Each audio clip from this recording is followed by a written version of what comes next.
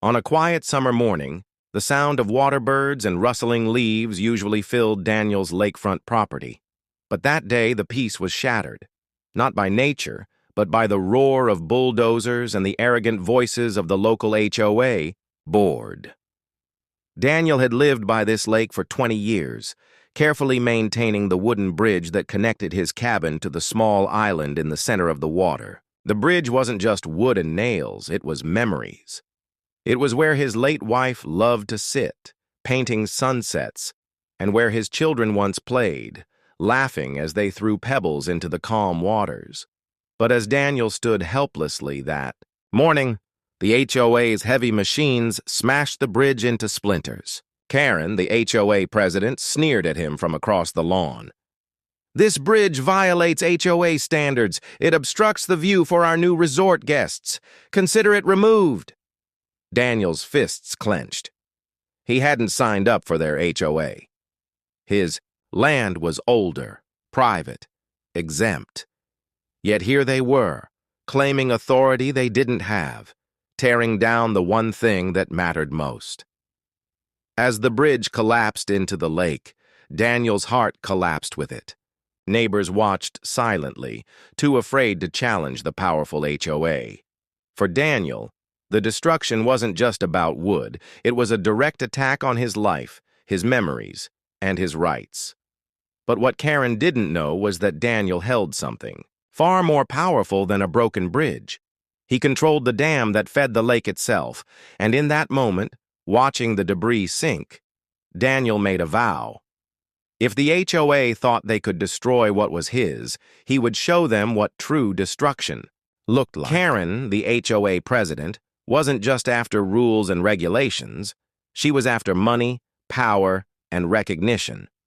For months, she had been boasting about her newest project, a luxury $4 million lakeside resort marketed as the crown jewel of the community. Billboards, advertisements, and even TV commercials showed happy tourists kayaking on Daniel's lake, sipping wine by the shore, and walking along pristine waters. But there was one problem. Daniel. His cabin stood proudly, at the best spot near the water, with the bridge stretching into the heart of the lake. It wasn't just a cabin. It was a piece of land the HOA could never touch, because Daniel's property was deeded long before the HOA ever existed. Karen hated that fact. To her, Daniel's independence was an insult, a stain on her perfect image of control. She wanted every inch of the lake to belong to her resort project. That's why she stormed into Daniel's land and ordered his bridge destroyed. To her, it wasn't just about removing wood. It was about breaking Daniel's spirit, forcing him into submission. But while Karen paraded around the resort, bragging to investors about her exclusive private lake, she didn't know the truth. The sparkling blue water that made her project so valuable existed only because Daniel's family had maintained the old dam for decades. Without that dam, the lake would vanish, revealing nothing but cracked mud and broken dreams. That night, as Daniel sat alone on his porch, staring at the ruined bridge, he thought of his late wife, her laughter, her paintings, her soft voice telling him, "This lake is ours, Dan. Protect it." Tears stung his eyes, but behind them burned a fire of determination. Karen thought she had won. The HOA thought they had crushed him. But Daniel had the final card, and when he played it, the world would see just how fragile Karen's empire really was. The next morning, the resort construction site buzzed with activity. Trucks rolled in, workers hammered away, and Karen strutted around in her designer sunglasses, giving orders like she owned the entire world. Investors and journalists had arrived, too eager to witness the grand unveiling of her vision. But Daniel stood quietly at the edge of his land, unnoticed by most. His heart was heavy as he watched the place he had loved for decades being turned into a playground for the wealthy. Children once fished at this lake, neighbors once gathered here for barbecues, and his late wife had painted her most beautiful artworks on these very shores. Now it was all being marketed as part of Karen's paradise. Yet Karen's fatal mistake was ignorance. She didn't know the story of the lake. Generations ago, Daniel's grandfather had built a dam at the far edge of the valley. The dam wasn't fancy, just stone and wood, but it had held for over 70 years. That dam created the lake, feeding water into it and turning what was once a marshy field into a beautiful oasis. Without constant maintenance, the lake would shrink into nothing. And without water, Karen's $4 million dream resort would be worthless. Daniel had kept this secret close, out of respect for nature and the legacy of his family. But now, as Karen mocked him openly, bragging about her lake, something inside him shifted. That night, Daniel drove out to the dam with a lantern. He stood in the cool breeze, the sound of rushing water beneath his feet, and whispered to the memory of his wife. "They think they've beaten me. They don't understand. This lake isn't theirs. It never was. It's ours. And maybe it's time they finally learned the truth." The moonlight glimmered across the rippling water. Daniel placed his hand on the heavy iron valve, the very one that controlled the lake's flow. His fingers lingered there for a moment. One twist, and everything Karen had built would crumble into dust. But was he ready to unleash it? The next day, Karen gathered the townspeople, investors, and local press at the lakeside. A stage was set up, banners fluttered in the wind with bold letters. Grand Resort Opening, a new era of luxury. Cameras flashed, reporters scribbled notes, and Karen stood at the podium with a confident smirk plastered across her face. "Today," she announced, "we celebrate progress. This lake, this land, it's no longer just some forgotten corner of the state. Thanks to my vision, it will be the crown jewel of tourism." The crowd clapped politely, though many locals shifted uncomfortably. They knew the truth, that Karen had muscled her way in, bullied neighbors, and destroyed Daniel's bridge without remorse. Still, most were too afraid to speak against her power and influence. But then, in the middle of her speech, Daniel quietly stepped forward. The murmur in the crowd grew as people noticed him. His weathered face was calm, his posture steady, but his voice cut through the air like thunder. "You stand here bragging about your empire," he said, eyes locked on Karen. "But tell me, what would your empire be without water?" Karen blinked, confused. "What kind of ridiculous question is that? The lake is permanent. It's been here for decades." Daniel shook his head slowly, the faintest smile tugging at the corner of his lips. "You never asked how this lake came to be. You thought nature gifted it to you. But this lake isn't a gift, it's a choice. My family built the dam that made this lake possible. My grandfather carved it into existence with his bare hands. And I have the power to take it all back." Gasps rippled through the audience. Cameras swiveled toward Karen, who was suddenly pale beneath her makeup. "You're bluffing," she hissed. "You wouldn't dare." But Daniel didn't argue. He simply pulled a small rusted key from his pocket and held it high in the air, for everyone to see. The crowd fell silent. "This key," he said firmly, "controls the valve to the dam. If I turn it, this entire lake drains away, leaving nothing but cracked mud and dead fish. And then, Karen, your $4 million resort will vanish before it even begins." Karen's confident facade shattered. The investors exchanged nervous glances. The reporters scribbled faster than ever. For the first time, Karen realized she wasn't in control anymore. Karen's face flushed red as the whispers of the crowd grew louder. The investors at the front row looked uneasy, some even muttering about pulling their money out. A reporter raised his hand sharply, voice firm. "Mr. Daniel, are you saying you could destroy this entire project with just one turn of that key?" Daniel didn't blink. He simply nodded. "This lake doesn't belong to Karen or her resort. It belongs to the history of this land, to the families who lived here long before an HOA claimed authority.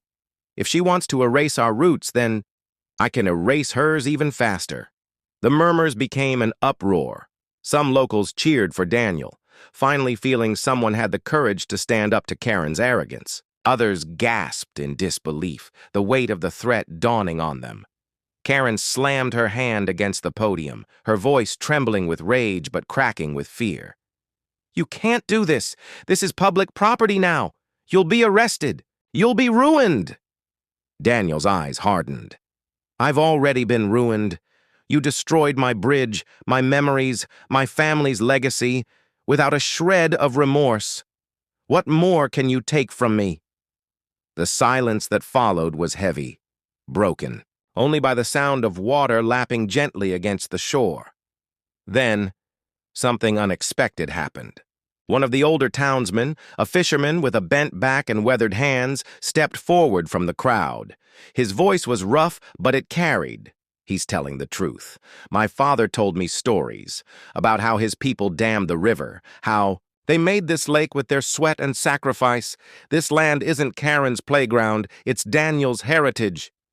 A cheer broke out from the locals, louder this time. More voices joined in, men, women, even teenagers who had grown up fishing and swimming in that very lake.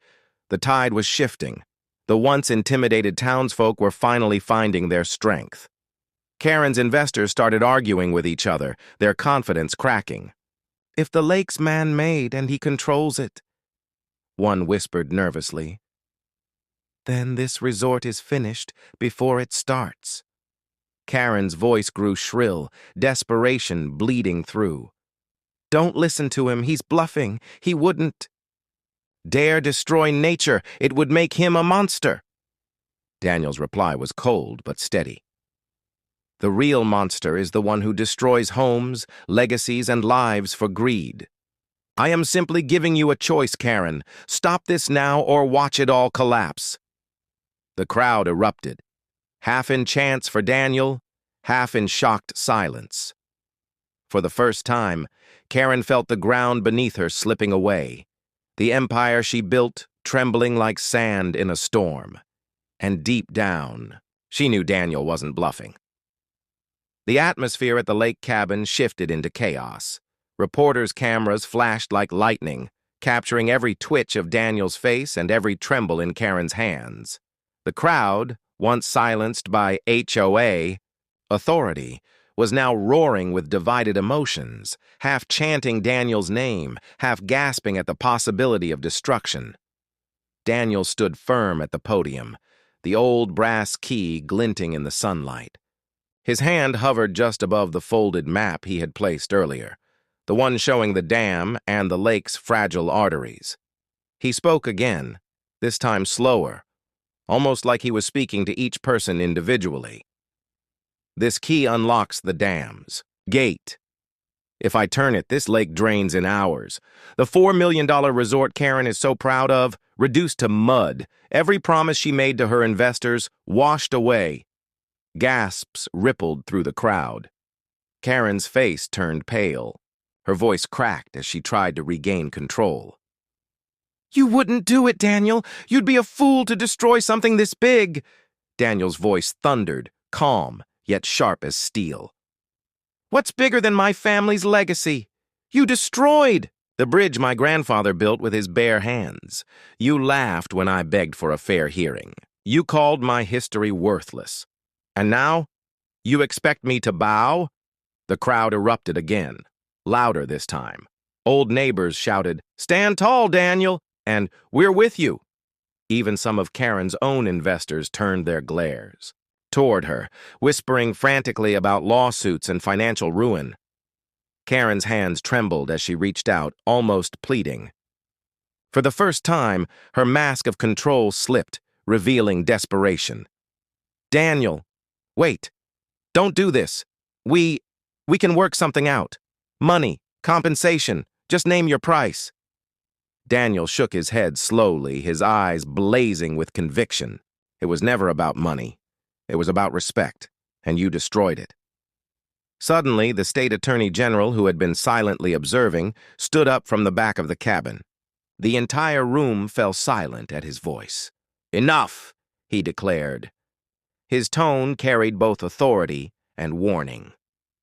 "Daniel, what you're threatening would have consequences far beyond Karen.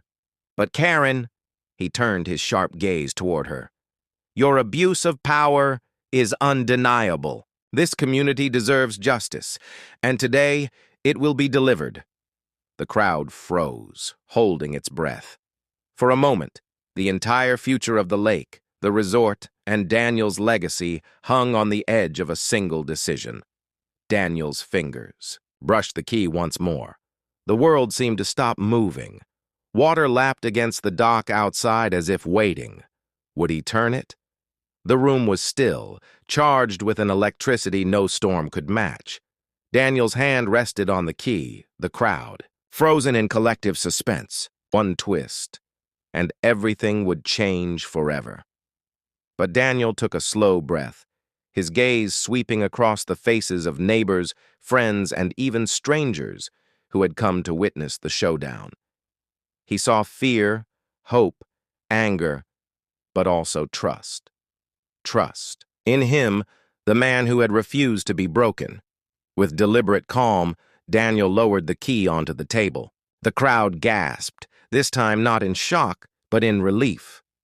"I could destroy what you built, Karen," Daniel said, his voice low but steady. "But that would make me no better than you. The lake doesn't deserve to be punished. The people don't deserve to lose what little they still have. No, I'll fight differently, and I'll win with truth, not destruction." The state attorney general stepped forward, his eyes fixed on Karen. "Daniel's restraint is proof of his character, but you, Karen, your misuse of power is over.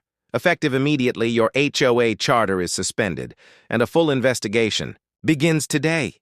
Karen's face drained of color. She stumbled back, whispering protests that no one cared to hear anymore. Her investors turned their backs on her, muttering about betrayal and lawsuits. The once feared HOA leader was now nothing more than a figure of pity. The crowd erupted, cheers, applause, and tears all at once. Neighbors rushed to Daniel, clapping his shoulders, thanking him for standing strong. Children darted to the lake's edge, tossing stones playfully, their laughter carrying across the water. Daniel looked out at the lake, its surface glimmering under the fading sun. His grandfather's bridge was gone, yes, but the spirit behind it lived on. That spirit had not been drowned nor broken by greed. As the cheers continued, Daniel whispered under his breath, "You tried to bury me, Karen, but all you did was plant me deeper." The Attorney General placed a hand on Daniel's shoulder. "You didn't just save your legacy, you saved this community, and history will remember that." And with that, Daniel walked out of the cabin, not as a man defeated, but as the one who chose principle over power. The key stayed behind on, the table, a silent reminder of what he could have done, but didn't. The flood never came, and yet, in a way, it did, washing away corruption, fear, and control, leaving behind something stronger, freedom. No matter how powerful greed may appear, true strength lies in choosing integrity over destruction. Sometimes the loudest victory comes from restraint and the courage to do what's right even when revenge is within reach.